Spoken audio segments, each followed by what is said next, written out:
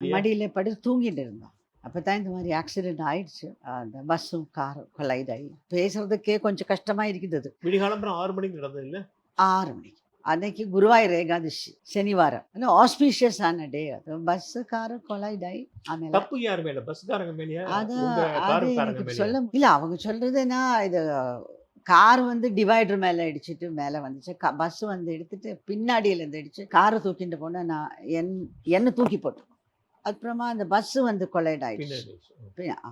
அதில் அப்படியே அந்த பஸ்ஸு சைட்லேருந்து வந்துட்டு இருந்தோம். நாங்கள் ஸ்ட்ரைட்டாக வந்துட்டு இருந்தோம். அப்படியே போயிடுச்சு. அப்புறம் காரை எடுத்துட்டு பஸ்ஸு போயிடுச்சு முன்னாடி.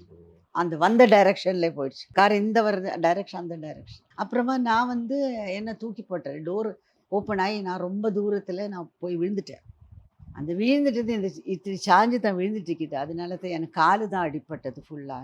நினைவு இருந்தது. என்ன நடந்தது எனக்கு தான் அப்போ நல்லா தெரியும். என்ன நடந்ததுன்னா நான் அப்போ நாம ஜெபம் பண்ணிட்டு இருந்தது. நான் சௌந்தரிய லஹரி இப்போ எப்போ இந்த சாண்டிங் பண்ணுவோம் இந்த பொண்ணுக்கோசரம் அந்த மனுஷாக்கோசரமே பண்ணிட்டு இல்ல, இருந்தேன். நீங்க பிரார்த்தனை விழுந்தபோது பண்ணிட்டு விழுந்தபோது எனக்கு தெரியும். நான் விழுந்த உடனே நான் ஆக்சிடென்ட் இப்போ கூட எனக்கு காதில் இது வருது. கார் இல்லை கார் நான் என்ன தூக்கி போட்டாச்சல்ல. நான் வெளியில வந்தாச்சல். காரு பின்ன திருப்பி பார்க்கும்போது கொஞ்சம் தூரத்தில் காரு டிக்கி மாத்திரம் தெரியுது.